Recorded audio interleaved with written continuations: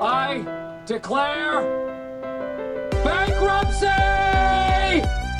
Bears beats Battlestar Galactica. Depression? Isn't that just a fancy word for feeling bummed out? Dwight, you ignorant slut! Not only the years we've been at war, but from the moment, as a child, when we realized that the world could be conquered. You're listening to Great Scott, the Office Podcast. My name is Jay-Rey, and with me is my desk mate, Jacob. Hey guys, what's going on? We are a member of the Broken Jars Broadcasting Network, so visit brokenjars.xyz to check out awesome shows. Big what up to Zencastr, our lovely, lovely sponsor. Yes, and that's why our audio quality is sounding amazing. Yeah, man. A lot of people have been given mad props. Phrasing it just like that. Mad props. They're like, hey, yo, Jay-Rey, mad props. I'm like, yo, thanks, man.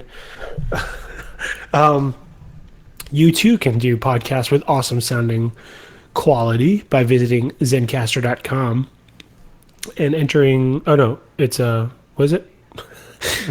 It's a coupon promo code, right? Broken Jars, all capital letters when you sign up, and you'll get 20% off a 3-month order or a year-long order. So, yeah, it's totally worth it. I was paying for this before they gave us a sponsorship, so it's totally worth your $20 a month if you're going to podcast. It takes a lot of the hassle out of things, does post-production for you, sounds great, so 100% try it out. Yeah, check it out, zencastr.com. Jay-Rey, we have some bookkeeping. Not bookkeeping. Bookkeeping? I don't know. Housekeeping. Right. Well, yeah. The both bookkeeping and housekeeping. Bookkeeping wise, everybody listening to this podcast owes me $3 for that thing. So you could Google Wallet me that. Thank you. And in terms of housekeeping, Great Scott, as you'll notice by listening to this, is switching weeks.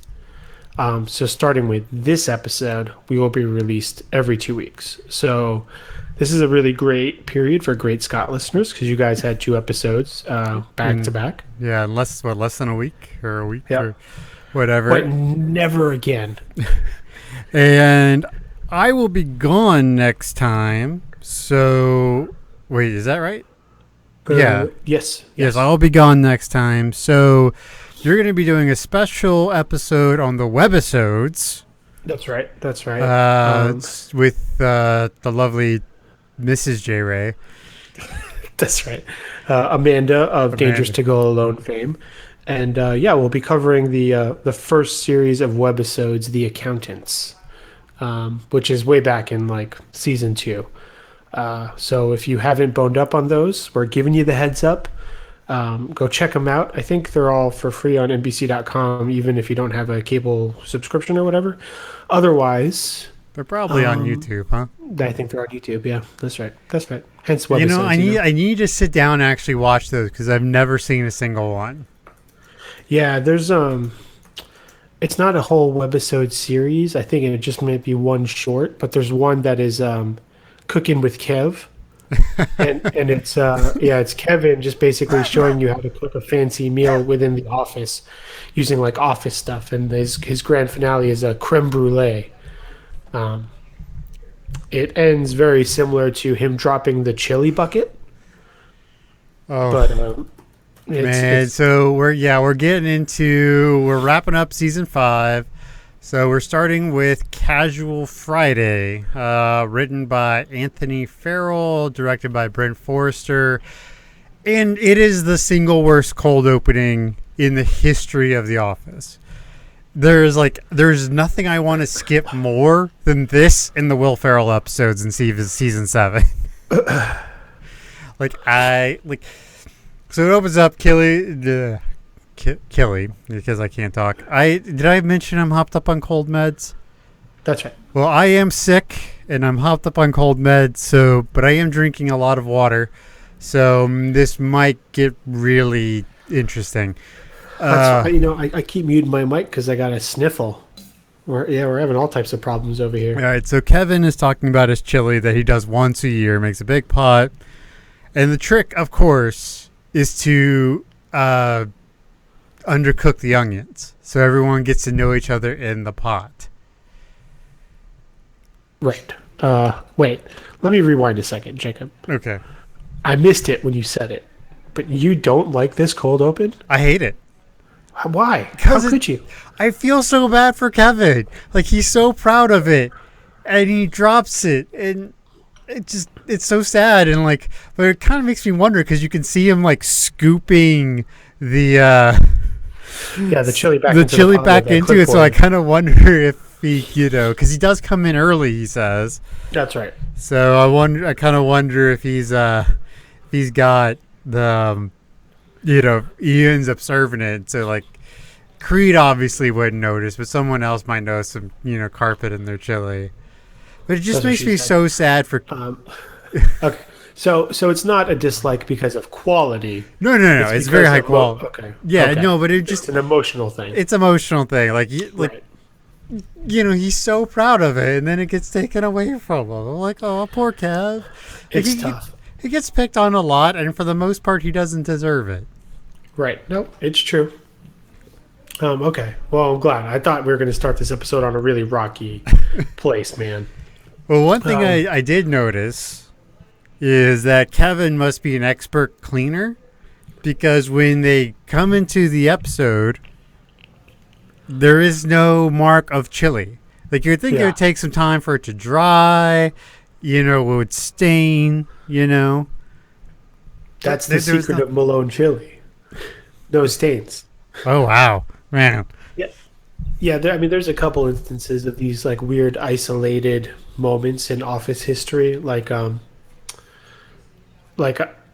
always go back to that ending of that episode where Andy comes back at the end of an episode after anger management and gets sprayed in the face with bear mace. Obviously, not really a canon moment because he comes back in the next episode in the beginning with no hard feelings toward anybody. No recollection of the mace being sprayed into his own face. So, it's one of those things where I feel like fourth wall wise, they're just kind of having a little fun. Although they went through a lot of trouble. That's a F ton of chili. That is. Yeah. And it really was all over. Like, even for, okay, so it's one thing. It's a horror show from an office perspective. To work in an office where there's chili all over the floor. But yeah, that's like, they ruined that set. Right? They had to recarpet it or something. I mean, if they're on top of it, do the take, immediately start cleaning it up, get the shampooer out there, it probably doesn't have enough time to set in. To do damage. Yeah, but then mad props to Brian Baumgartner for playing his part so well. Hopefully only doing it in one take. And he gets chili all over himself. Yeah. And, there could be some camera trickery where there's actually some plastic down that we just can't see. Right. All right, that's a fair point. But it is messy. And I don't even like chili that much. Chili is real hit and miss. Yeah. Chili is like jazz. When it's good, it's really good, but most of it sucks. Right. It could be like real jazz, or it could be like Michael playing basketball jazz. Or the jazz from Classy Christmas. Oh, that's it. Huh? Okay, so the big point of this episode here is Michael Scott is back. It's Britney, bitch. Except not. That already happened. Right. He is back in charge of Dunder Mifflin Scranton. He is the happiest camper in the world. And we're presented with this weird, theatrical entrance with a football-style banner that he's supposed to, Porky Pig his head through, which he just can't do. That's it. Does he poke through it, or does he actually get, scissors to cut through it? I think Aaron has to pass him scissors. Yeah, I think you're right, but yeah. And so he's like, oh, you have missed him. You've wanted to be him. Right. Women want to make love to him or something terrible that you should never say in the office. Yeah, it's like, oh, it's Michael Scott. He's like, conference room, 5 minutes. That's right. Everybody claps and he's right back at it. So with his return is also the return of Casual Friday. Right. So why do we think Casual Friday ended? Because it was there in season 2. Right. So at some point between, well, after the cold open with Michael's jeans, where he thinks, and even that segment, Pam says, I think that's why Michael reinstituted Casual Fridays. So it's been like banned going before. away. Yeah. So- Yeah, it's probably the same problems that we see in this episode. We've got an unfortunately scantily clad Meredith. I mean, really, got- Meredith's the only one that's too far, you know? Well, I mean, if there wasn't Meredith, Oscar's open toes could be a thing, which is weird. You know, we talked about this last week in terms of workplace attire and stuff, right? And how it's BS that women can wear skirts and I can't wear a nice pair of non-cargo shorts. It's true. Similarly, you know, ladies are wearing open-toed shoes, and to be fair, sometimes they have heels, and that's got to suck.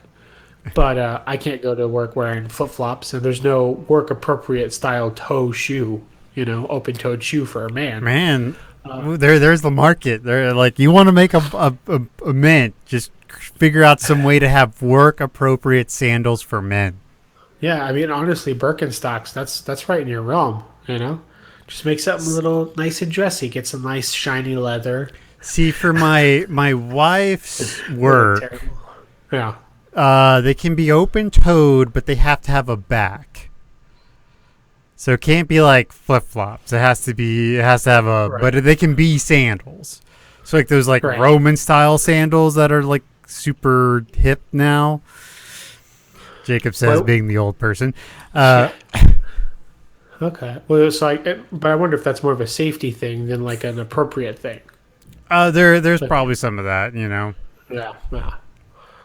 But to answer your question, yeah, I just think it's probably more of the same. You know, we've got overexposure, we've got complaints within departments, maybe some fashion bickery between people who are wearing outfits that are too similar because they got them at Boscov's from the Steamtown Mall. Right. So who yeah. wore better, Pam or Phyllis? That's a ridiculous question. Obviously, Phyllis, which I have to say. Otherwise, Bob Vance will find me. He will Vance murder you. refrigeration. Yes. That's right. And so he pulls everyone into this conference room, right? And he's like, hey, I'm going to let you lead it. And he just wants them to say they're sorry for not Right. following him, which I don't really get, right? Why would he want that? Like, Well, I mean, yeah, you know, I could maybe see wanting a, hey, you know what, dude? You did a good job. Congratulations. right. But, you know, maybe it's just his disconnect of, look, they didn't want to leave a well-ish paying job to come to this startup paper company that Right. was failing or did fail. I just managed to pull it out the last second and sell it back to Dunder Mifflin for way more than it was worth. Well, I wonder if it's a thing where, like, he's coming at it from a perspective that because he got what he got, he feels like correct in his actions, right? Charles no longer kind of meddles in the Scranton business of things. Right. Obviously, he had scared David and other shareholders about what the Michael Scott Paper Company was doing. And, you know, again, he really walked away winning in a situation where, you know, and Magic 8 Ball would say all signs point to hell no. So it's like, I feel like, so he comes back and it's like really like this victory lap for him. So I guess if people said what you had said, you know, like a good job, you know, Right. succeeding where you shouldn't have, even something like that would have been appreciated. I don't think an apology was the only thing, but like you said, Michael is like so inept sometimes, like the social cues and like what should be done, and like sometimes really escape him. Right. And it kind of seems, maybe it's just something happened off screen, but it seems like there was no real transition plan. It was just like, all right, just go back to normal. They didn't figure out clients. because you would have figured Dunder Mifflin would have stepped in to say, okay, look, they can't keep all their clients. They did steal these from us. So, instead of leaving all these clients with Michael Scott Paper Company. Well, yeah, there definitely must have been some form of contract that Michael had to fill out as like the owner, right? And you would figure there might be a clause in terms of what to do with those clients, but I don't really know how that works necessarily because, for example, my company, they sell stuff. I don't sell. I'm a marketing guy, but we brought on a woman a couple years ago who was supposed to do high-level sales for us, and when she came aboard, she already had contacts at a lot of businesses that we'd never done business with, So part of it is that those contacts are the asset of the salesperson also, I'm sure. But I know that. But I'm assuming you weren't already selling to them. It's one thing that like you were selling to them. They got taken away, and now they're back. Yeah, no, not specifically that instance. Though I would say there are situations where we're probably in communications with them via different channel, and this salesperson coming on gave us another door to also try through. Well, because also I don't think Dunder Mifflin has any right to say that these clients were stolen from them. Like that's the nature of their business, Like the client obviously has the right to choose where they go. Right, and that could have been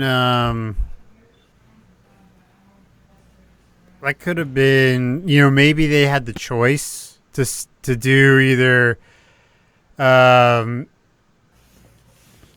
maybe they had the choice who they wanted to go with. Right. Yeah. So I don't think I can see why it wasn't, or I could see how it might not have been discussed prior to this day.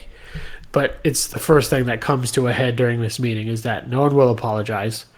And we find out that Pam and Ryan are staying on board as salespeople because they have their own clients, which, as we just said, are actually clients from the other salespeople at Dunder Mifflin that were stolen. Right. And you have to assume because of, Charles saying that they had stolen so many big clients, etc., that these aren't just clients, they're high value clients. So the other salespeople have lost a good amount of money because of these. Maybe not yet, but they're going to. Right. Because we don't know their commission structure. We don't know if it's it's quarterly. Yeah. Well, at least with Sabre, it's quarterly. So I would assume Dunder Mifflin's the same for the commission. What's interesting is that I feel pretty sure that a sales representative would sign a non-compete clause that like their next job opportunity couldn't be within a certain radius or in the same industry or something like that. But that being said, Ryan was fired. And Pam wasn't a salesperson. Right. So that's why they were kind of exempt to do what they did at Michael Scott, and probably really the only people to do it aside from like accounting or Kelly or something. So them coming back, it really does continue to seem that it's within their right to keep those clients, Yeah, I mean, I'm not saying it's not within their right. I'm just saying I'm surprised Dunder Mifflin didn't take them away from them. Right, or try to divvy them up appropriately or something like that. Right. Well, no resolution is made during this meeting. Everybody goes back to work, and throughout the day, we see that there is not a clear merger between the Michael Scott Paper Company and Dunder Mifflin, right? Right. Yeah, they're the Michael Scott Paper people. They're really they're living high on the hog. They feel pretty good about what they've done, and they're not transitioning back in. They feel it's like the victor's returning. That's sort of what they're coming in as. And then there's some oddities too, where Michael goes around and gives the Michael Scott Paper Company alum special beverages that he has come to know that they like. Ryan gets some type of energy drink. Pam gets a Fiji water. I forget what Michael was drinking, but some shit. But everybody Grape in the soda, office probably. notices this. Yeah. But yeah, so like it's a pretty obvious move that everybody in the office takes heeded of. More office jokes. Right. That's what we're doing, man. We're doing an office podcast. I'm trying. So Dwight organizes. He wants to get a meeting of the salespeople, Right. and he makes invisible ink that is definitely not urine, but totally is urine. That's right. And of course, nobody figures it out. Stanley crumples it up immediately. Andy actually follows through with what the contents of the faux memo is by reverse alphabetizing by, I forget what it is. It's ridiculous, but he does it.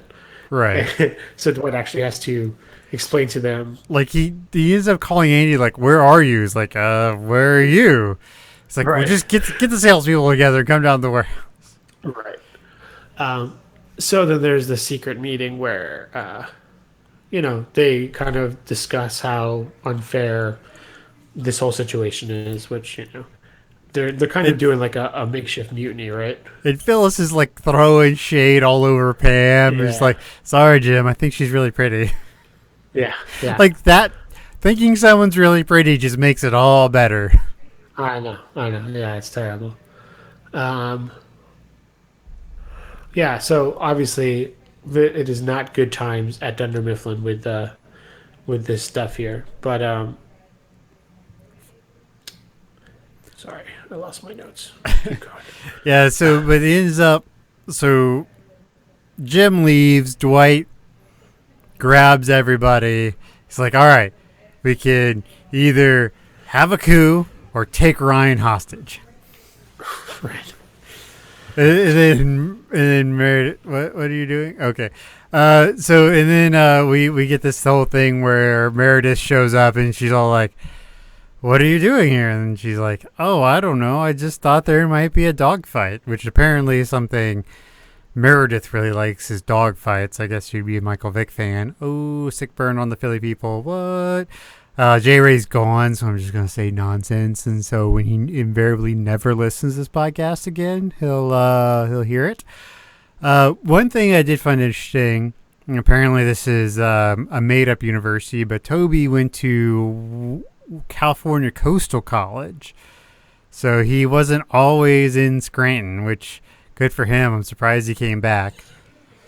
Oh, Jay-Ray's back. Right. Look at that. I'm back. Oh, see, I play it off when you leave, man. I just No, keep you talking and I don't. just pretend that you've got nothing to say.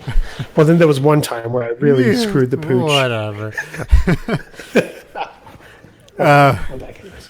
So Jim says, look, he goes to Michael, you need to cool it. It's, it's whatever. It's going to get bad. Right. And Michael, in his infinite wisdom, says that he is someone to not be truffled with. Right. I mean, to listeners out there, if you want to truffle me and just give me truffles, I am more than happy to take your truffles. Are truffles only chocolates?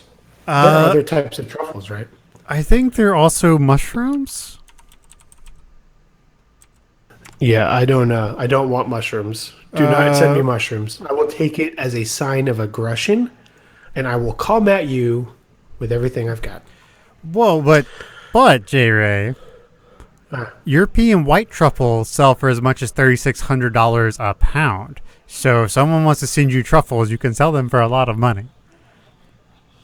It just feels like work. Just send me the money. But yes, send me chocolate truffles, white chocolate, because I cannot eat dark chocolate. Add that to the Jacob podcast notes, please. Thank you. Yeah, so then Jim eventually just tries to stay out of it, right? Yeah, and he ends up, Creed's like sitting there with a chessboard. He's like, at times like this, I just find it's better to stay out of it. And so he just like chills out with Creed for the rest of the episode. Yeah, and it's not weird at all. But it's it's not a typical Jim move. Jim generally tries to fix everything, like smooth it out. But he's like, you know what? This isn't worth it. Pam's got to fight her own battles. Yeah, well, it's not too dissimilar from what he ends up doing during the duel. Is that he does try to mediate between Andy and Dwight, and eventually he's all like, all right, well. Then he gives his bit about how he could take a day off, but then he has to leave one of them in charge, and that would just be the worst. So he definitely is. It's a habit of Jim's to hit a wall where he's no longer. Well, it's probably one of those things where he's just like, he knows from experience to quit trying at some point. At some point, he's just like, you know what? Screw this. That's right. Do you think that Creed is correct when he does his little, if you do this, I'll do that, you do this, I'll do that? Well, because it could be two things. It could be him being like a secret genius, or it's just Creed making rolls up. I didn't even look at the like the board. Like, were the pieces in play, or was it like the starting position? No, I think things were moved about. Okay, well, yeah, I don't know. If there's a chess person out there, hit us up. Yeah, please do a 24 style study of that scene. Zoom in, enhance, and then let us know the results. So eventually we actually see or hear Ryan on a phone call with one of these clients that he's acquired. Right. Right. It happens to be Dwight's client. And the conversation from our side of things doesn't seem to be going well, right? It seems like he's going to be losing this client because of whatever reason. I would assume that it was poor customer service, at least that what kind of seemed like. But it also does beg the question of, does Dunder Mifflin have to honor those ultra low Michael Scott Paper Company prices, or were the prices jacked back to the normal rates and customers got pissed? Yeah, I feel like they would go to normal rates because I guess I've never heard of a whole, like a company that buys from a supplier to be locked in, you know? As consumers, you know, we end up in like annual contracts for cell phones or for gyms or something, but generally things like Audible or you know, whatever, you could kind of like cancel at any time. So similarly, I would imagine that there must be some clause saying, but I guess I could be giving Michael too much credit because I'm just realizing that clause would have to be on Michael's side of things. Right, but I would also assume that, like, you know, there's contracts have to be negotiated on both sides, right? So you'd assume that on the Michael Scott Paper Company's side, they're like, we're going to keep rates at a certain level if you stay our customer, right? So maybe, I mean, I don't. This is where things get really like murky in like M&A activities, like mergers and acquisitions. So how do the new company, you know, the contracts with the old company mean with the new company? Are they completely dissolved? I don't know. I mean, it's we're putting way too much thought into this, but it's there's so many questions. Because, like, how many episodes does the Michael Scott Paper Company exist? 4. And we know that the first episode is just them setting up. They actually don't get a client until the pancake breakfast, right? Yeah, it's a total of, it's a 4-episode arc, because unless you count 2 weeks, you know, then it's the tail end of that, and then you have Dream Team, Michael Scott Paper Company, Heavy Competition, then Broke. Well, because we imagine that these episodes happened relatively when they aired, right? So really, they were only doing business for about 3 weeks. So I wonder if within that 3-week period, Dunder Mifflin didn't feel the need when reacquiring these customers to say like, hey, you know, this is what's happening. You know, hope you're okay with it, or maybe they didn't feel the need to do that thing where they're like, hey, we understand that you had a certain level of pricing or whatever. So to help bring you back to our thing, we'll accommodate it. Like, I feel like it was such a quick blip that they were just but like, it's still contract law. Like, it doesn't matter how quick it is, unless there is like some kind of dissolving, because some contracts will state that either party can dissolve the contract within X number of days. I guess my question was it a contract though? Because the golden ticket, we find out that Blue Cross only then decides to make Dunder Mifflin their exclusive supplier for a year. Right. I mean, So, there is that. So like maybe really like it's, Jim had that bottle of wine that he did celebrate this sale he did every year, right? right. But presumably he could have called and they would be like, you know what, we found someone else. We don't need to do an order with you. Because I don't think the customer is contractually obligated to buy from them. Right. I mean, maybe not, depending on how they set things up. Right.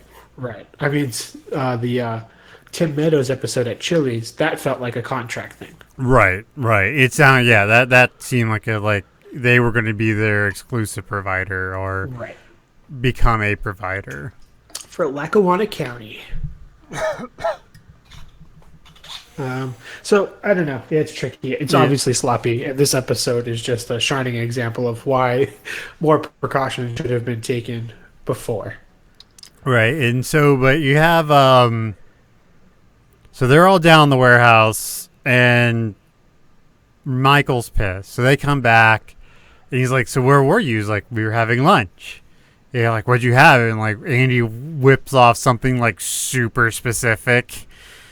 Right. Like something with watercress, something. He's like, oh, then you won't mind if we eat your food. And we find out that Dwight had brought a pony sandwich to work and all this other stuff. And you just like, you can just see it. Like, Michael is just so self-absorbed that it's not clicking in his head what's going on with the people around him, Right. Yeah. It was a power move.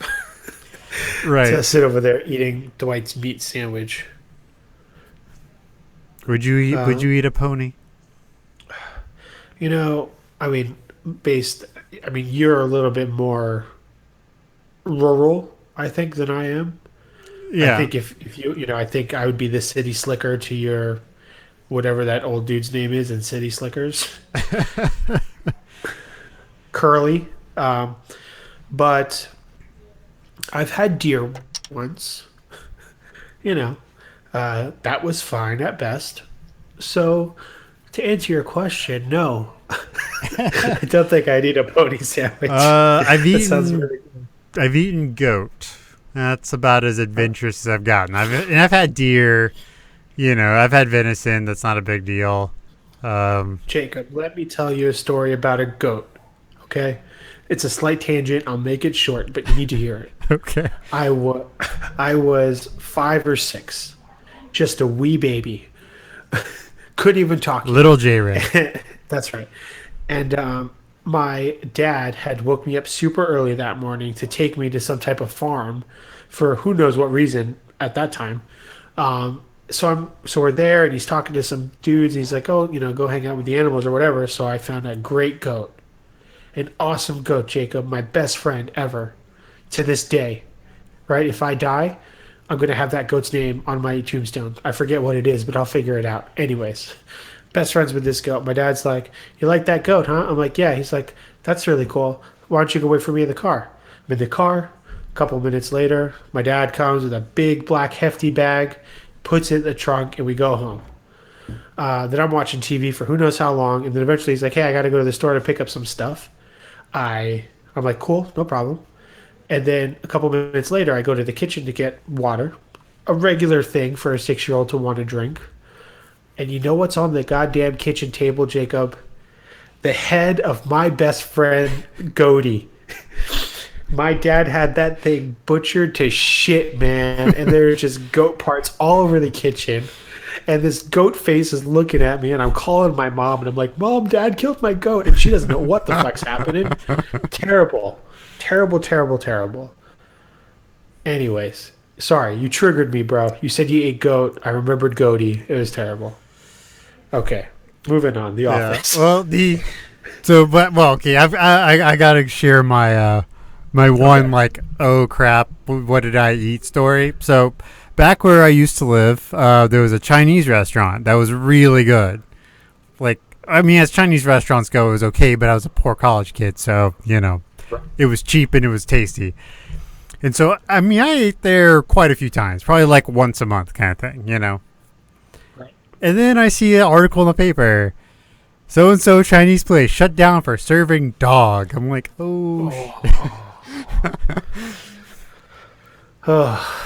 So, yeah, I've probably eaten dog. I didn't know I was doing it, but I probably have eaten a dog.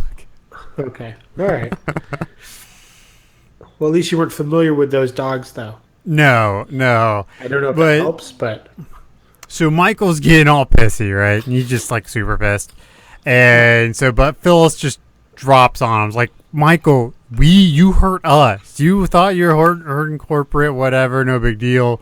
But you were stealing our clients, our money you were taking away from them. And that's where, like, Mike he understands that he messed up. And he asks... because the show... Yeah, but the show did a really good job up until this point, too, of not really focusing on that part of this whole thing, Charles is worried, and David Wallace is worried and stuff, and the reps are aware that their customers are being taken away, but no one brings up this point. So it's easy as a casual viewer to forget until Phyllis drops this bomb. And then you realize, these are literally their livelihood that was taken away from them because Michael Scott was selling paper at, a nickel a ream or whatever. Right, and depending on, if the whale actually moved over, Dwight lost his biggest client. Right. And, I don't know if it's anything like Jim, but Jim had that one client that was 25% of his yearly commission. So it could have been 10% of his pay gone. Right. Which is basically a pay decrease at that point. Yeah. So Dwight tries to set it up, and we see him writing another note in piss using Ryan's face cup. Yeah. Which I thought was great. It's such a power move. We never said anything to him, but it's definitely like a power move. Let's make it a point to recall, moving forward, if we see Ryan drinking from that mug again. Okay. Because obviously we know the implications of that, but I don't recall specifically if it ever, pays out. But I'm curious now. I want to know. Right. But yeah, so basically they call this other meeting or whatever after Dwight gives this thing. And again, like I said, when we started this season, this whole season has just been Dwight being super insubordinate, Right. And he gives this really sassy, secrecy does not come easy to me. It makes you want to slap him, Pretend you're the KGB and just whack him. So and then Michael tries, so he apologizes, gives them their clients back, and offers them white chocolate bark, I think is what it was. Right. So and that's apparently his favorite candy. So what's your favorite candy, Jay-Rey? It's not fancy. I think it's M&M's. I couldn't specify which. I think I have to say I like all of them. That's what makes me like them so much because there's a wide variety. But I think I'm an M&M guy. They weren't out for a long time, but I did really enjoy the pretzel M&Ms. Oh, I think those are still around. Are they? I haven't seen them in a long time, and I haven't been able to eat chocolate in 6 years, so 7, 8 I only years. happen to know because I bought some M&Ms today. The brand new caramel M&Ms. Ooh, are they good? I haven't had them yet. Ah. Well, that'll be my celebratory post Great Scott candy that I have every 2 weeks. How I stay so healthy, Yeah, I would say probably my favorite candy, nothing fancy, is just is Airheads. Okay, I'm not big on the fruit stuff, not because I don't like it, but candy fruit stuff tends to be a little tart for me, and I make a lot of stupid faces. I can remember see that. back in 4th grade, Warheads. Oh yeah, freaking And they're supposed to be Warheads. sour, but yeah, they were tough. Yeah, candy white chocolate bark sounds disgusting. Okay, so then they move the wall like Daryl does. He's like, "What have I told you about making forts in my warehouse?" Right. So apparently, this is something they've done, or at least Michael has done before. Yeah. So we get back upstairs, and obviously the reality is that there's not enough clients now for both Pam and Ryan to be full-time sales representatives. So Michael has to make a decision. And kind of a callback to the first episode, he plays a very humorous, lighthearted joke where he pretends to fire Pam. Right? Terrible. He's joking. It's funny. Everybody thinks it's funny. Pam is now a new full-time sales rep of Dunder Mifflin. However, we find out that he did the reverse joke on Ryan, saying he got the job and then being like, psych, which he doesn't understand why that's mean.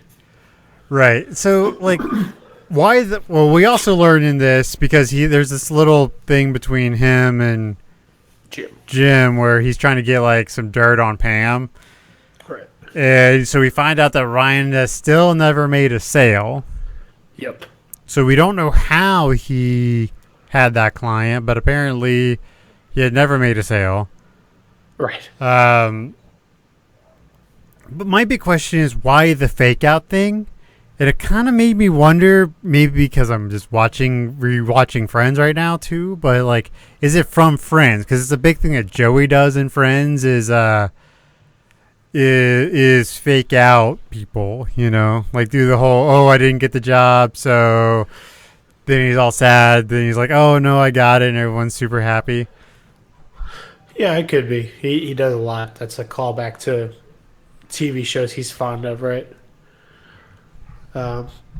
Yeah. Well, and then just to skip ahead just a hair, he does the same freaking thing to Aaron too. Right. After all the good vibes he brings this new girl in, and you know, it's great boss. Very good for morale. I love it. You never know.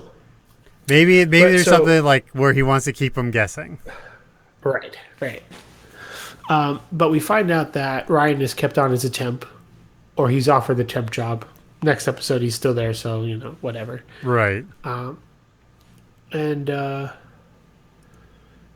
Yeah, but it all kind of goes back to normal. But then, so Pam shifts, though, because now she's a sales rep. Now she's out there in the pit with everybody. It's interesting. I don't know if I like it. I think she kind of suffers a little bit while she's out there as a character. Not just like Pam herself, but like me watching it makes me feel like she's a little less interesting, you know?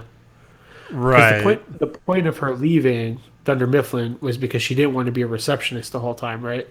Right. But how she's written as a sales rep is that she's kind of terrible at it, which is fine. But, you know, how many times are you going to kick poor Pammy down? And don't call her Pammy. Hey, she gets she maneuvers herself a pretty nice job here soon. So yeah, once Saber comes, she's able to do some fancy footwork. But yeah, it's just tough. It was just an interesting choice, and I don't know really what the overall point of it was, aside from like changing it up and introducing Aaron. But right, yeah, I mean, it really does feel like a thing they did, and then they were like, well, now what? Yeah, I mean, again, we find out she's not a great sales rep. I mean, Jim kind of moves forward with some stuff in his career. But, so I felt like maybe they wanted them to move up together in some way. But yeah, she's kind of like constantly trying to, you know, dig her feet in somewhere. And she's always kind of losing her footing every time from this point moving forward, you know? Right. This is something we kind of talked about with the other episodes, how like she seems to do this where she really wants to do something, then she realizes it's hard and then kind of quits. Yeah, I mean, not so. I mean, that's a little cold how you're phrasing it. I think some of those things are genuinely hard, and like, you know, there's a point, and you know, Jacob, you're old, where you know. Yeah, I know. Well, I could tell. I'm not that old. Well, you know, so we do this broadcasting network or whatever, and really it's your baby. But if Great Scott wasn't the booming success that everybody knows it is, leave a review for us on iTunes. 5 stars, thanks. You know, it'd be hard to give up as much time that we do to do the shows that we do if there wasn't some type of give back. It's true. You know, it's true. And we don't make money on this. The give back that we get is knowing that people like the shows that we do. So I think it's similar because Pam is coming up to being 30, so it's hard for her to do these art classes and go to her art galleries or whatever, or try to do school and all that jazz. Like, it just gets really hard, I guess, when you're old. Right. And have like the responsibilities without being able to fall back on someone. Mm-hmm. So, again, you were a little mean to Pam just then. I'm just trying to save her face a little. All right. So, what are you gonna rate this episode? We talked a lot about this episode, more than I thought we were gonna. It's a fine episode. I give it a 2.7 out of 5 egg salads. Wow. Okay, well, I gave it a 3.75 because I think there's a lot of good character interactions, lots of change, that kind of stuff. Okay. So 3.7 out of 5 Pam voices, which apparently she can be very shrill in the mornings. Yeah. Which Michael would only know because of their 5 a.m. paper routes, right? Well, no, Jim tells him. Jim tells him? Yeah, and they're one-on-one when they're talking about who he should hire, Jim or Pam, or keep the sales. Right. Well, I thought Michael also knew. That's why that impression came from. But Maybe. Yeah, I just feel like it's not an episode I want to rewatch all the time, which is part of why I do the, I do the lower review, just because I'd rather watch the fun episode than the not fun episode. Anyways, moving on. Season 5, episode 27, Cafe Disco. This one is written by Warren Lieberstein and Halstead Sullivan and directed by Randall Einhorn. Fun fact about Warren Lieberstein is that he was married to Angela... I forget her last name. Kinsey, right? Hold on. Stand by. Yeah, Angela Kinsey. So they were married for a brief time. Obviously, Warren being Paul's brother. But, yeah, he was a writer on The Office, so there you go. So this is Cafe Disco. Jacob, Yep. What are your thoughts on a Cafe Disco in general? Say you had a Cafe Disco at your workplace. I'm not a big dancer. It's just I'm a very white guy, and that's just not something God gifted me with. But have you ever seen Pretty Fly for a White Guy by The Offspring? I have. Could you do any of those dance moves? I think that would be an acceptable form of dancing. Maybe. I mean, I did learn a little dance moves with Size from Shaun T. It's like his workout while dancing thing, because we did that for a while. Yeah. But, the music wasn't bad. I like some good party music here and there, but... I remember in middle school, we did Taebo in gym. Okay. So that was interesting with good old Billy Blank. Well, I will say that if you're looking for a good workout routine, Shaun T's Beachbody workouts are really good, like T25 and Sandy and stuff. So, Oof, that does not sound like something I want to do. I've already proclaimed that I like to do a post-podcasting candy. A Beachbody workout seems to go counter to that type of lifestyle. So. But then you can have more candy. See, I have a Sunday candy, because that's what I allow myself to have. Is I have candy on Sundays, and granted, I did say I do like Airheads, but I've been really into Twizzlers again here recently. I don't know, they come around for me every once in a while. Twizzlers are a very healthy candy if you gotta eat candy. Yeah, but also it's just, I don't know. There's something about like chewing on them. It's good. They got good mouthfeel, I guess. Good mouthfeel. Tell me something, sir. Do you do the strawberry original, or do you do the pull and peel cherry? I'll generally do the original, or they do have the multicolored ones. Those are pretty good too. Oh, the multicolored ones are good. Are those officially Twizzler? Yes. I know Starburst came out with a licorice that was multicolored for a stretch. Those were a little too fruity. Also, again, tart. And Oh now my on the God. Candy Podcast. That's right. It's like that episode in Parks and Rec. It's like, we're a Red Vines family. Yeah. You know, I don't know if I've ever had a red vine. It feels like a West Coast thing. Yeah, that could be. I've seen them for sure. And actually, for a long stretch, I thought maybe they were like a store-specific candy. Like, Walgreens has that brand Nice. Oh, yeah. It's like nice exclamation point. So I thought Red Vines were like something like that, where it's like they're like Twizzlers, but no, yeah, apparently they're a thing. Yucky. Anyway, so the cold open for this episode is Erin gets a phone call and she loudly exclaims that she won her art contest. Right. Immediately, Dwight starts laughing and walks over and hands her some money. Like a 20 or something. Yeah. And he's just cracking up. And I don't even know what the joke is, right? I mean, she's obviously doing a thing that Pam had done, even though she didn't verbally exclaim it that way. Right. But, like, I don't know. Like, it's not at her expense properly, Right, because he didn't let it sit. But, Pam does kind of protest, right? Yeah. Right, because she goes like, not cool, Dwight, right? Is that one of those? Right. And, but, like, as much as they've messed with Dwight, how in the hell, like, can you, like, not, like, or think that what Dwight's doing isn't okay? Like, it's like, it's just payback at this point, right? Right. It's like fair. Yeah. It's like the least they could let him get away with. Right. Right. And Erin, too, immediately is also like, I don't really understand what I just did. Like, she was like clearly given these 2 lines to say out loud. Got Right. money, and she doesn't understand the point of it. She just wants to fit in. Yeah.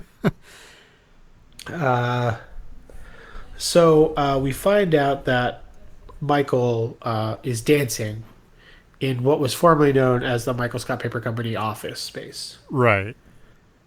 He's still the owner of that lease or whatever, right? Mm-hmm. For the rest of the month. Yeah. So he just wanted to utilize that space, and by doing so, he put a espresso machine, as well as a big boombox. I assume the espresso machine was there during Michael Scott Paper Company. Do we wonder if it is the same machine as the one from Hot Girl back in season 1? I thought he gave it away, but I'd have to look at it. He was supposed to give it away for sure. Which is, Stanley comes by, he's all like, isn't that for the prize? And Michael's like, it's easy to wash. Yeah, wash as well or something. Yeah. So I wonder if, like, he just never ended up giving it to anybody and kept it for himself. But Right. who knows? So, because it's never brought up, they don't they're not sitting down there drinking espresso. They're all chucking cheese balls at each other.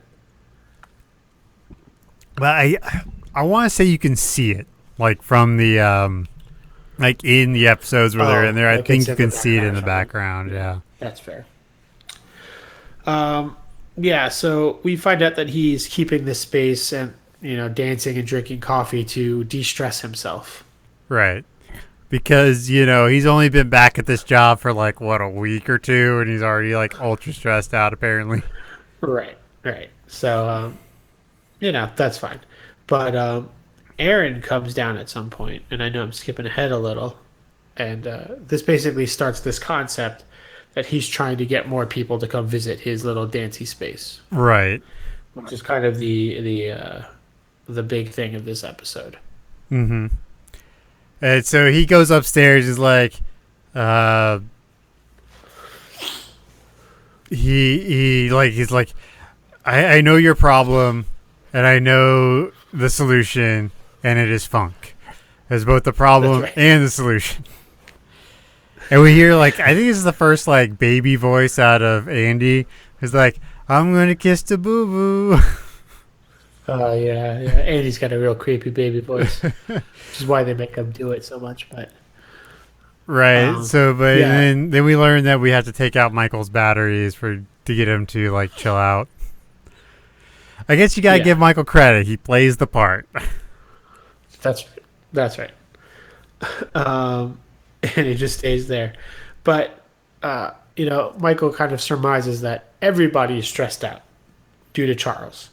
Right. He was a high and tight kind of guy. He kind of had them running on a really tight ship, and maybe stressed them all out. And Cafe Disco is the solution. So it was he really did a number on these people. Now all they want to do is work. Yeah, that's right.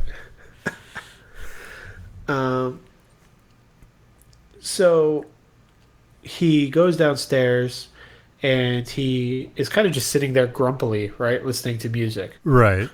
Because no one's joining him. But eventually, Kevin does. Right.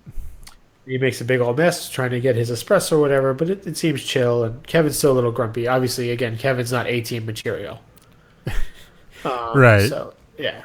But then there's this nice little tug of war when Angela comes down to get Kevin. Kevin? Cookie?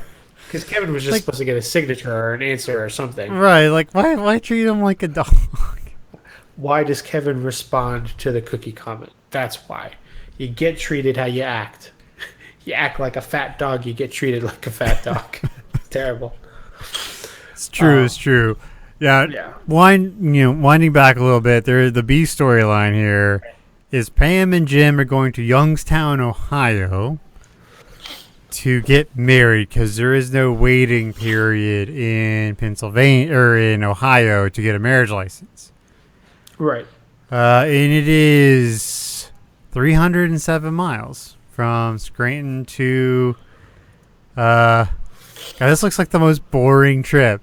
So if you take it from Scranton, okay, it's 0.6 miles to get on I-80, 300 miles to get to Youngstown, and then an exit and you're in Youngstown.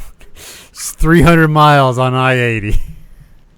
That is tough. I'm just doing some quick math here. It's like a 5-hour drive, apparently. Roughly, yeah. Well, knowing how people drive here in PA, it could be like 3 hours. Yeah, these people are crazy. 60 mile an hour. But yeah, if you end up on like really wide roads, maybe no traffic, you could easily hit. That's all turnpike up there. Right. Yeah. So I don't know if that's true. I should have looked that up. If you actually do have to not wait in Ohio. Yeah, they had some cheesy morning thing where they said, "I want to marry you." It's like, "Oh, I want to marry you too." It's like, "Let's go get married." It's stupid and gross. I mean, as someone who went through that, there were many a time where me and my now wife, we would just look at each other as like, "You just want to go get married now?" Because like planning a wedding's fucking stressful. Oh yeah, I mean not to jinx it, but knock on wood. But Amanda and I of Dangerous to Go Alone fame. BrokenJars.com, .xyz. We don't want to get married per se, though we see the government benefits, taxes, and shared health care and all that kind of stuff. So similarly, if we ever went a route that would make our legal situation more convenient for us, it would probably a very quick, dirty Elvis Presley eloping type situation. Yeah, there were so many times where we were just like, screw it. Fuck it. Like, we wanted to so bad. Yeah, I mean, again, I used to work at weddings, and like a wedding is so not for the couple. It's like for everybody else, I remember my boss when I was doing video work chasing the groom or whatever to get their check before the end of the night. Because like that's how it worked. The groom and the bride are doling out checks to the DJ and to the videographer and to the photographer, and they're doing like a big check to the wait staff or whatever, and it's all like it's ridiculous and it doesn't seem fun. It just seems like you invite your uncle so he could get wasted and hit on your younger friends or something. I mean, our wedding was fun.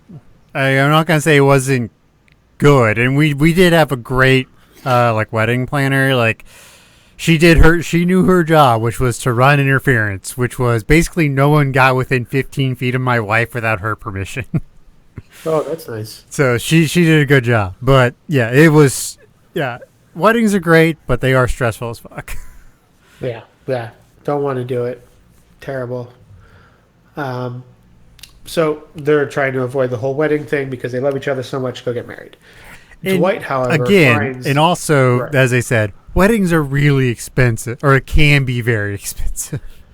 Oh, for sure. Yeah. Which is like also seems like a financial detriment to put yourself in, like when presumably you don't own a house yet or something like that, you know? Right. Well, it was something like for us, it was sort of the traditional thing where the bride's parents pay for the wedding. Yeah. But we were like, can you just give us the cash, please? Yeah. Did that work? No. Yeah. No, that makes sense. But at least we didn't have to pay for it. That's fair. Because if we had to pay for it, we would have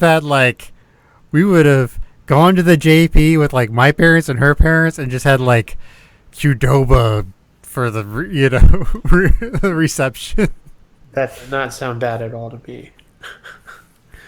But yeah, so they're all excited, and as they're trying to plan or whatever, Dwight accidentally finds some MapQuest printed instructions on how to get to Ohio. Right. Which, yeah. Oh, it's to the courthouse, which I guess I can see it, but I mean, come on, guys. We know how easy it is to get to Youngstown, and Youngstown's not that big. Right. So he kind of goes on like this witch hunt of like who's trying to go there and for what reason do they need to go to the courthouse. And he like inspects Erin's license to make sure she's not like 14. Right. Which is, Dwight showing that, he's okay with like younger women working and other stuff. Because we do run into this whole thing where he's like, I don't remember exactly what it was, but it's like if you're old enough to get married, talking about like a 12-year-old girl, if you're old enough to get married, you're old enough to do whatever.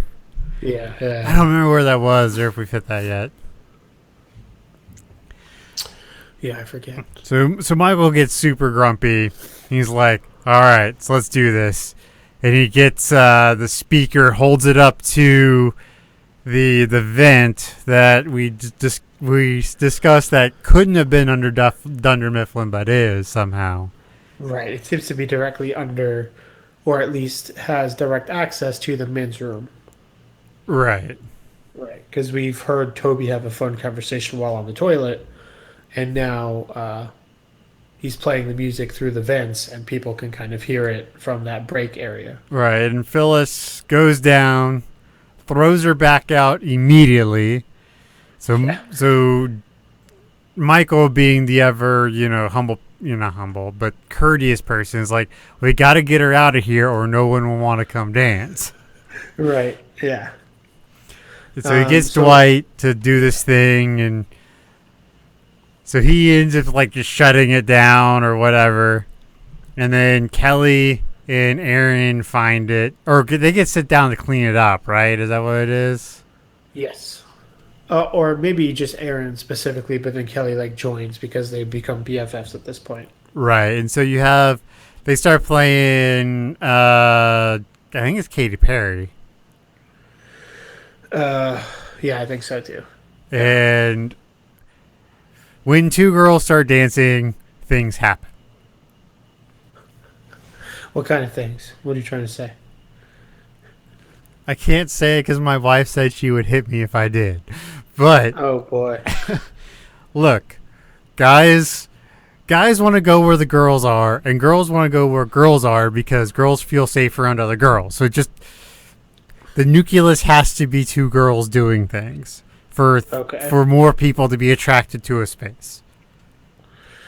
All right, that's fair. Yeah, so what we see one of the two fellows from Bob Vance's warehouse crew.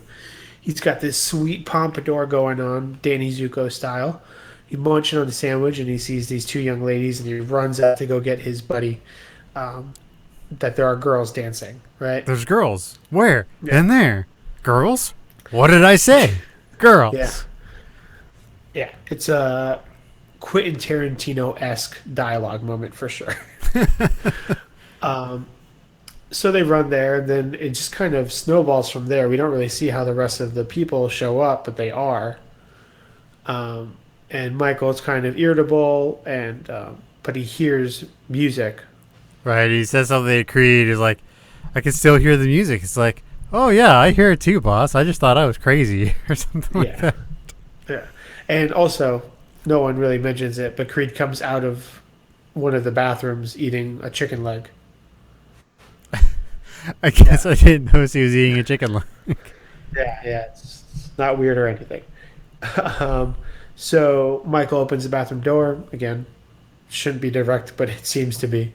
Hears the music, runs down, and he sees his handiwork going. There's a limbo bar. The music's blaring. Pretty much everybody in the office is down there, save for Pam and Jim.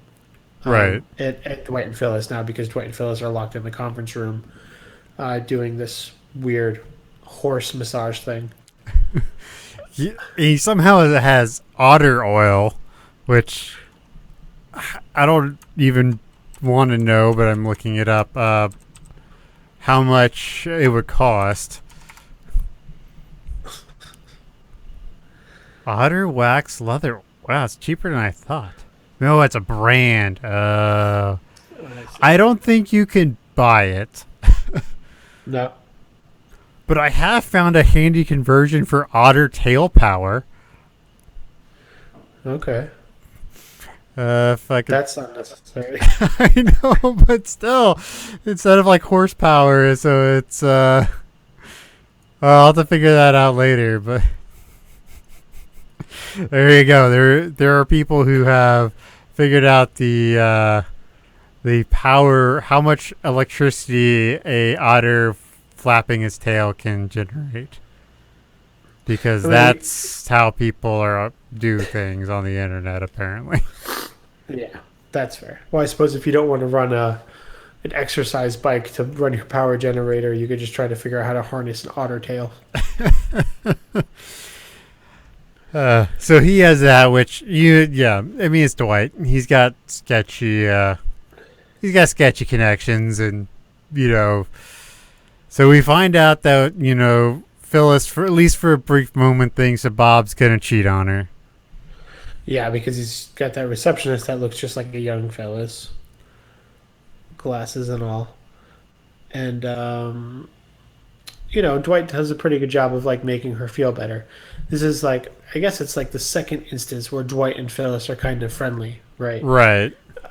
The first being that the crime aid, the auction. Yeah, crime aid. So eventually, what happens, Jacob? Everyone's down there. We have a dance off between Kelly and Andy, which kind of gets rehashed in Niagara Falls. But so we have that happen, and really the episode just kind of, we decide, Jim and Pam decide that they're not going to go. They want an actual wedding, and everyone just has a good time, Right. So yeah, I think they're walking by with the intention of leaving, but they see that everybody's kind of enjoying it, and they say, "Oh, we'll stay for a couple of minutes." But I think being around their friends like that makes them want to. Okay, so here is the one question I do have: is this guy? I mean, we know it's 3 to 5 hours to get to Youngstown from Scranton. Right. We know the courthouse is not going to stay open late because no government buildings do. Right. So, what time is it? Because it's got to be no later than noon. Correct, because that dude was eating lunch. And Michael was eating lunch too when he heard the music. So yeah, it's got to be around noon or 1. So and if it's a 5-hour trip, yeah, they were cutting it close for sure. So Michael got on the, hey, you guys need to come dance early on in the morning. Right. Which, to be fair, if it were me, I wouldn't want to go in the morning. I would want to get some work done and then all right, time for a break, go down to Cafe Disco. Right. Yeah, I mean, what it ends up feeling like is that the rest of this day is just spent at Cafe Disco. Right. Like, no one goes back to work at any point. Oh, the joys of a Michael office. Yeah. So what would you give this episode, sir? I like this one. I mean, it's a simple episode. It kind of, it gets rid of the stigma of the whole Michael Scott Paper Company thing. It's like, okay, we are one thing again. It feels like all is right with the world again. Michael's being a douche. It's just a good episode. So I gave this 4 out of 5 Diamond Dancers. Okay. Yes, I feel similarly. I gave it a 3.7 out of 5 girls, which is girls with a sandwich in your mouth. Yeah, it's a funner episode for sure. And we are finally finishing up Season 5 with Company Picnic. Written by Jennifer Salata. I finally got her name right on the first try. Woo! There you go. And Paul Lieberstein, and directed by King Kwapis. This episode also happens to be the 100th episode of The Office. Worked out pretty well. I mean, again, that's all thanks to the writer's strike. That's why the last season was all wonky numbered. But right, but yeah. So this will be our 100th rating at the end of this episode. Right. That's crazy. So it is company picnic time at Dunder Mifflin. But there is a great cold open where Michael has eaten an entire family-sized chicken pot pie. Right. And, one of those ones that feeds like 6 to 10 people or something. Right. And, full babies it and crashes in his office. And they play a prank on him where they make him think it's the end of the day. Right. And it works. I just wonder when he realized that it wasn't 5. Because I think they do it at 12:30, 1 o'clock? Yeah, it's pretty early. I almost feel like I could see Michael not ever realizing it, but just thinking it's a really long night, Right. But as soon as he gets home, right, his other clocks are gonna be, the time on his TiVo is gonna be wrong. Yeah, that's fair. His favorite shows should be starting and they're not. Yeah, I don't think he'd be mad about it though either. Or I could still even see him maybe thinking that he's got the error on his end. Well, I don't think he'd be mad about it. I think he'd be like, "Oh, that's a good prank," because he does like a good prank, as long as it doesn't insult his intelligence too much. That's right. So we end up going to this company picnic, right? One that we've never been to before, but presumably this is kind of an annual event, right? Right, because we do hear about the spider in Jim's softball mitt from the year before. Right. So apparently they change sports for, the different teams play different sports. Right. Have you ever been to a company picnic? Yes, I've been to a couple company picnics. The best was way back in the day when my dad worked for Compaq. Okay. They used to rent out Six Flags in Houston. Wow. So there was 1,000 people at Six Flags in Houston for a day. You could literally ride something as much as you wanted. I think I rode one roller coaster 4 times in a row, just because I could. But that was probably a fair amount of people who went, though, right? Yeah, I mean it was the entire company, which was about 1,000 people, I would guess. I think the only time I had such open access to a Six Flags was Physics Day in high school, where a bunch of high schoolers, I guess, across maybe the whole state, were invited to go to Six Flags, and we performed physics experiments while on the rides. So we had a tennis ball tube fashioned with a gram weight on the inside on a rubber band, and then we marked, I guess, gravity or The G forces. G-force. Yeah. So then while we were on roller coasters, we had to have this thing flapping on our wrist, and we had to look at it and measure the G-force while we're on like Raging Bull or some shit, you know. El Toro, that's what it was, El Toro. And yeah, so it was it didn't work out well. Although that was the first time I enjoyed roller coasters, so it was an important day. Not like a company picnic, however. Very different. Right. Most company picnics that I've been to are pretty much like this. My work now doesn't have a company picnic, but they have like, I mean, they're still big divisions, but like more divisional things that are like end up being like 600 people, a couple hundred people, you know, but it's more in like one reporting structure. Like everyone under a certain vice president will go or whatever. Gotcha. So yeah, they're pretty much like this. You know, they try way too hard to do like team building things. Right. It's like, dudes, just learn. Just give us food and let us chill out for a day. But they always want us to do like charity events and crap. And I'm just like, activities. It's like I could actually be like. It's one of the few times where I'm like, you know what? I could actually be working. Yeah, I mean, you know, I don't know why, but for whatever reason, the marketing department ends up being responsible for a lot of these types of like fun events. Because you're supposed to be creative. I know, it's bullshit, bro. All I do is quit The Office. So, will your company pay for alcohol? No, it's a big thing. Yeah, so we do this holiday party, and I guess way back before I started, they used to do booze, but we went to the same venue 3 years in a row, and I guess that first year the wait staff kept offering wine and stuff. Now, that being said, the open bar was included in what we paid. We just told them not to open the bar, and they wouldn't give us a discount not opening it.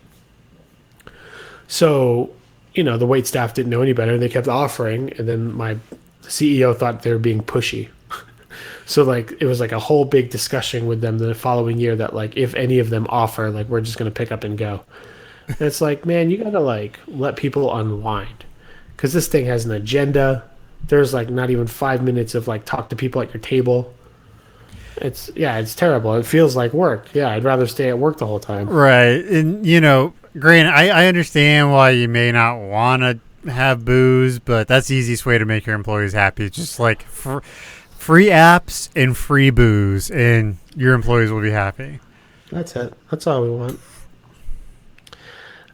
So, you know, they've got their Dunder Mifflin shirts on and such, and they go there, and we see Pam explains that someone grabbed her breasts the previous year for balance. Right. He's like, you don't grab these for balance, and Jim has this like, yeah, well, it depends. Yeah. It's like the best Jim face, I think. He's like, yeah. Yeah. I mean, because, you know, Jim's a fortunate guy in that pretty much every lady he's with on this show is a looker of high caliber. Yes, but he, you know what, I'm not even going to go there. Thank you. We're not going to go there. This is also the first time we are introduced to Dwight's friend Rolf. Right. Who is played by a guy I know, not personally, but know of. Damn it. Where is his name? Special guest. No, he's not. He guest cast. That's who he is. James Urbanek. And I don't know if you watch Venture Brothers. He plays Dr. Venture. Okay. I've seen Venture Brothers. I don't necessarily watch Venture Brothers, but I've seen some episodes. Yeah, it took me a long time to make that connection. I was like, why does this dude sound so familiar? But because he voices a cartoon character. This is a little tangential, but if you really want to watch a good documentary, watch I Know That Voice. It's all about voice actors. Very good. I've never seen it, but I want to. A lot of good voice actors of things that you'd remember. Right. Yeah. Have you ever looked at the voice actors like IMDb page? It's like 800 like credits or something. They end up having so many. Yeah, it's true. And like they'll play like three characters in the same thing or something. Like the Futurama cast is like that whole show. And it's always funny when you're watching it and there's like Zap Brannigan, Fry, and Dr. Farnsworth, or Professor Farnsworth, and they're all hanging out and they're all voiced by Billy West, you know? Right. So that whole scene is just him talking to himself for 4 minutes until the next scene, you know? Right. So, So Rolf is there as a +1. Mm-hmm. And some other people we see there are AJ and Holly. and Holly. This is the first time, presumably, that Michael's seen Holly since she left. And, You would assume, right? Mm-hmm. Right, yeah. So, so they have a little hug or whatever. Kevin, again, showing up, being awkward, because he's the one who points out that AJ's there, too. Right. Just like he awkwardly pointed out Jan at the grocery store. Holly doesn't come off very well, at least in this interaction. Like, she knows Michael still likes her, or at least you'd assume so. Well, I always wondered if maybe she was being more cautious about it because of that letter she wrote. So we know that she has feelings for Michael, so maybe she's trying to downplay her own thing. Yeah, she's overcompensating. Yeah, I mean, it could be. I don't know. Okay, okay, I can see that. All right, so this episode is really important for two things, but the most important thing is we have finally reached the great volleyball retcon. Mm-hmm. We've been talking about this since I'm pretty sure episode 1 of this podcast, and it is finally here. Yeah, we had set out to talk about storylines that are implemented way early and come to fruition later, and then these retcon moments. And the Pam volleyball mystery is one of the biggest in all of TVdom. When inevitably The Office is on TV land, even the commercial breaks will be talking about it. Right. It's so important. Yes, we do find out that she has a good serve, and yeah, she's like, she looks at the camera. It's like she drops this great serve, and she's like, "What?" So maybe I play a little bit in high school, a little bit in college. I went to volleyball camp most summers, and even Jim seemed surprised. But if it was such a big deal to her, Jim would know, right? Yeah, I mean, there are some oddities too, in terms of what each other knows, because during the barbecue, we know Pam was in Jim's room, right? Right. And I have a very vivid memory that Jim had a guitar in his room, but for some reason, it's a surprise piece of information when we're following Dwight in Second Life, and Philly Jim has a guitar in his back. So there's this weird selective memory thing that sometimes they do for the bit in the moment. Right. So, And then again, in season 9, they know everything about each other. When she's trying to figure it out, she thinks Jim has a secret, but yeah. Yeah, so, it's hard when you have a TV show that runs this long, and this is one of the larger casts, I think, of a TV show. Sometimes, because really especially what I would consider integral pieces to the show. Another show we've been watching is Cheers, which has a big cast, but most of them are just they're there. They don't actually have storylines developing. Right. Because The Office has Michael, Jim, Pam, Dwight, Angela, Oscar, Kevin. They all Meredith not as much. She's more window dressing. She's more of a plot device. Creed 2.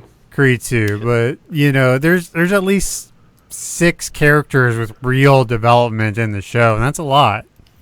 And the way The Office is laid out, almost all of those actors have to be there for almost every scene, really. Right, and then we get, now we've got Aaron, and we eventually have Gabe, and Right. So yeah, it We gets didn't does even get mention muddled, Andy. huh? We didn't mention Andy, but obviously. Oh, he's Andy, huge. yeah, Andy's a big one. So yeah, but like we said, this season you get a lot of retcons that seem to hold for the rest of the show. Yeah. And maybe that's was something they were doing because I mean I'd have to look at it, but this is probably about the time that more serialized television was becoming really popular. Right. You know, this so like I know Dexter was out about this time. Mad Men was starting to come out, so maybe they were like, "All right, we're going to do some stuff and make it a bit more serial going forward." Yeah, because we've talked about it too, even when we were just trying to schedule how to organize the podcast. But moving forward, there's a lot more episodes that are directly connected, if not specifically in parts, because they were long episodes or because the story arcs are so integral, like the whole Will Ferrell ending of season 7? 6 or 7? I think it's 7. Yeah, so I could see that too, that they made like a shift. Plus, somewhere around this time, 2009, I think Parks and Rec is just coming out too. Right, and that's one reason there's a big shift in the writing because a lot of writers went from The Office to Parks and Rec. Right. And it's another reason why there's a shift in the like the way episodes are shot is because some directors leave, et cetera, et cetera. Well, and then even the actors themselves too. Some are just busy. There's Andy gets written off the show for a long while, Right. because he's busy, and it happens with quite a few different characters. I think BJ Novak, he leaves for long stretches here and there. Mm-hmm. And maybe he stays on staff, just didn't want to be on screen. But I always figured there were reasons that those people were filming other things or whatever. So they had to lean more on these other characters, which is why Dwight and Angela are almost as important as Jim and Pam by the end of the series. Obviously, I mean that's what the season series finale is, right? Right. Is their wedding. So there are characters that you never thought would be prominent characters from the pilot, but at this stage, you're starting to see that they're obviously integral to the moving gears that is The Office.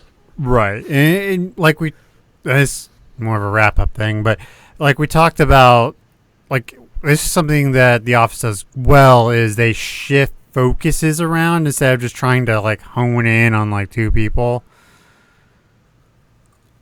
Right. Yeah, I mean, because honestly, again, I stand by it. After Jim and Pam get together, the show loses some of its magic because the first 3 seasons are kind of banked on that will they, won't they. Right. That's why the focus to Dwight and Angela becomes more of a thing because there needs to be that relationship. And then obviously when Michael's with Holly, he leaves because there's no will they, won't they with him either. So then the show takes some interesting turns where Jim and Pam have trouble later on in the series which I hate because I feel like it comes off kind of weird. Because Michael's not there, the people who come in to kind of take his place also are kind of more villains than he ever was, Like Robert California is kind of like a bad guy in a show that doesn't really have bad guys, He is certainly something. Yeah. And then similarly too, then we have to deal with Joan. Yeah, there's just interesting story elements that have to be portrayed because the basis of the show, even from its UK roots, were Jim and Pam. Right, right. So without that, the show really kind of goes in a different direction, and you either like it or you don't. I don't like it. I watched it all. I'm doing a podcast about it, but yeah, I definitely feel like when you do your rewatch, when I'm not having to do a podcast about it, I tend to go through up until mid-season 5 maybe, and then I'll just start over before finishing the series. So I will generally if I do skip some episodes there to get to season 6 because I feel like there is a bit of a renaissance in the show. Yeah, I mean, then I go through moments where I do themed episodes, during Christmas, I'll watch all the Christmas episodes, you know, and that kind of thing. And that's the only way I'll get to those later episodes, anyways. But so it's different. Lots of retcons, lots of changes, and I feel like it's because the show kind of had to. Otherwise, what the hell would it be about? Right. All right, so there is a B storyline. I think we should just wrap this episode up because there's not really a lot going on. Mike and Holly do a skit. They announce that Buffalo is closing. And that's about it. And we find out Pam is pregnant. Yeah. Yeah. I mean, I suppose we get launched that there's a weird bit where they accidentally reveal that a branch is closing. Right. Out of turn. But that ultimately doesn't really affect anybody on the day-to-day. There's the injury. Rolf is a weirdo who's yelling at people. But it's the first time. There's a moment there where Dwight stands up for Angela in that instance. I guess because Rolf was taking out anger on Angela as the best friend of Dwight, right? Right. He was like calling her names and stuff. Right. Which so isn't this kind cool. of sets in motion the sex contract, I guess, would be the next step, right? When is that? Maybe, yeah. I guess it does set that in motion, but it's still a ways down the road, I think. I don't think it's next season.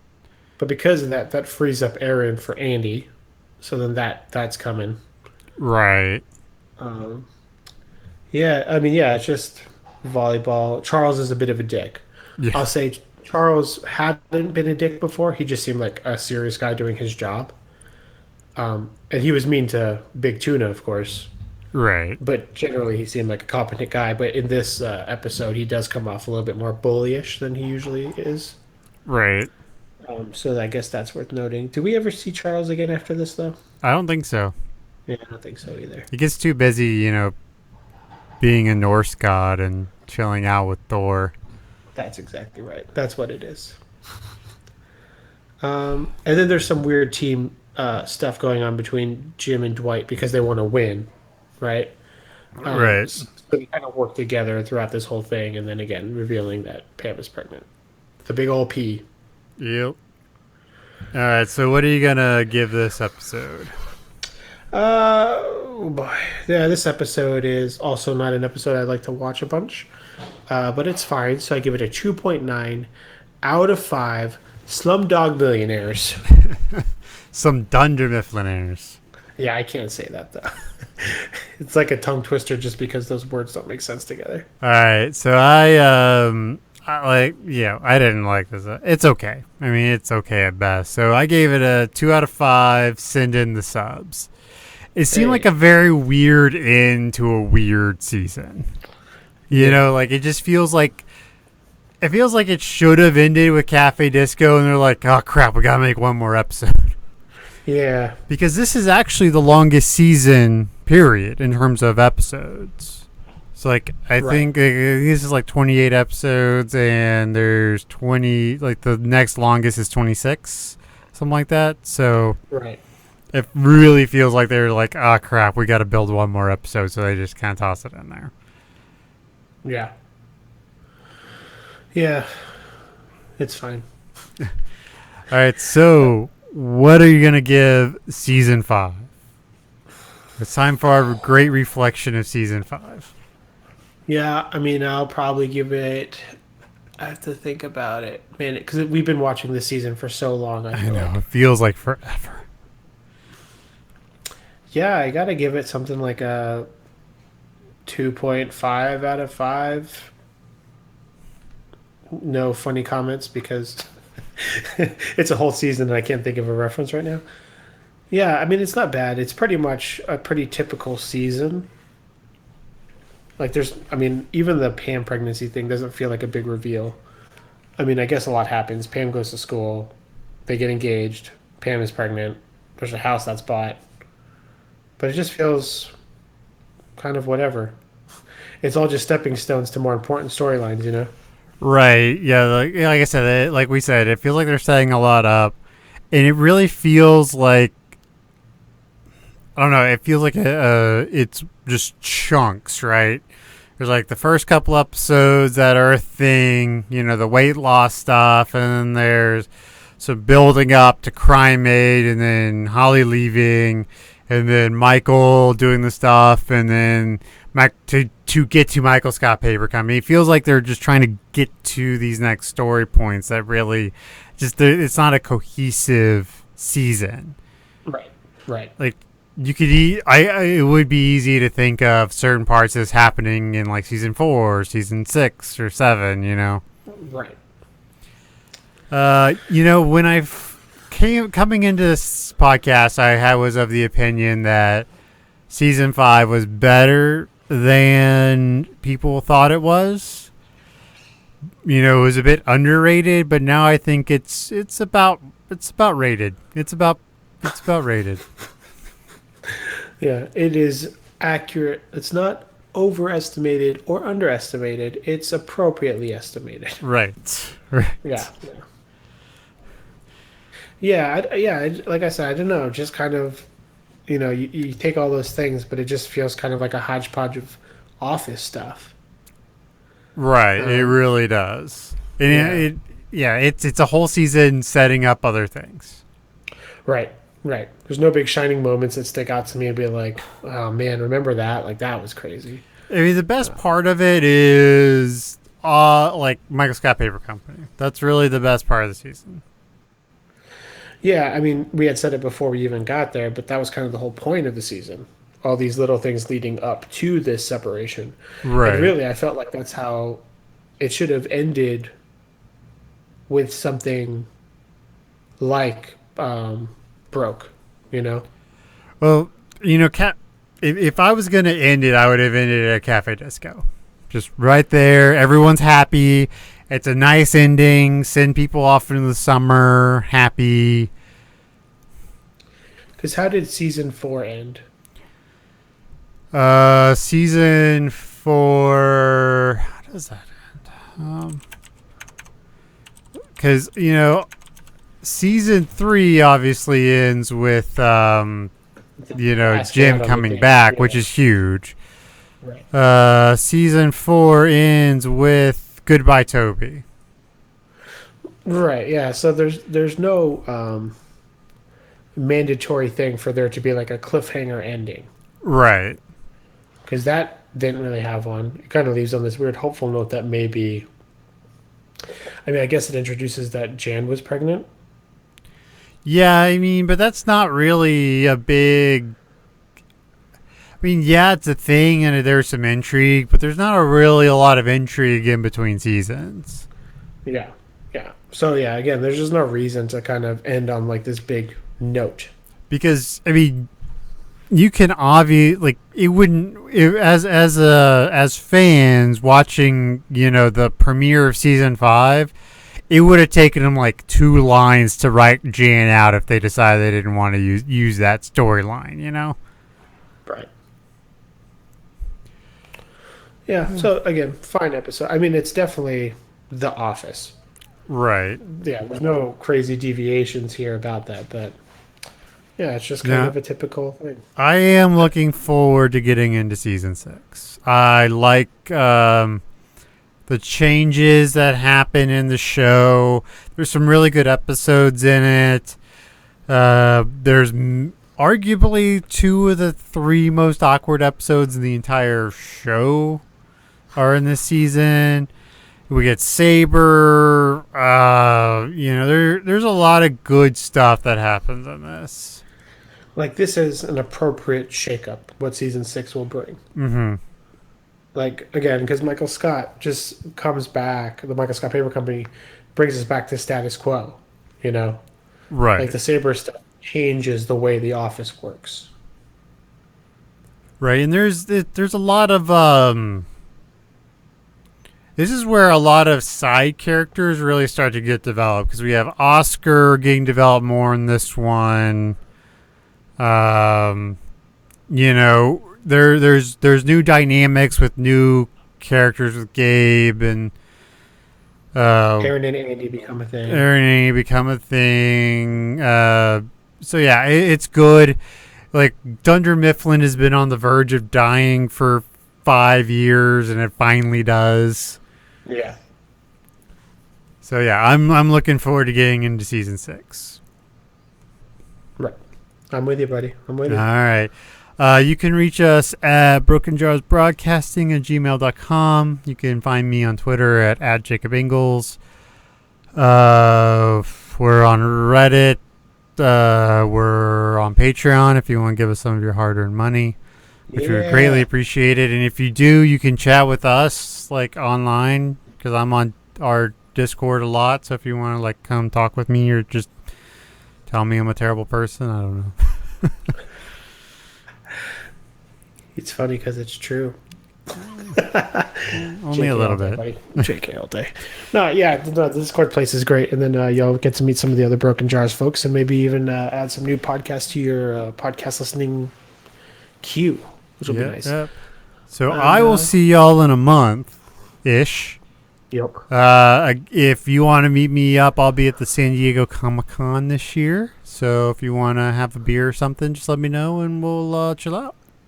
Just look for a man with glasses and a big beard. I'm sure there are no one who fits that description at Comic-Cons. Well, this is one of those things that sucks about having a beard, is it makes it really hard to cosplay, because I'm not a big dude, and all the dudes on like TV or movies who have big beards are like, Dothraki or Thor or whatever, and I'm like, I can't pull off any of those. Right. You could try. All right, guys. You could. Yeah, that's it. That's all I got to say. We go on for Cosplay suggestions later. That's right. All right. Y'all have a good one. See you next time. Bye.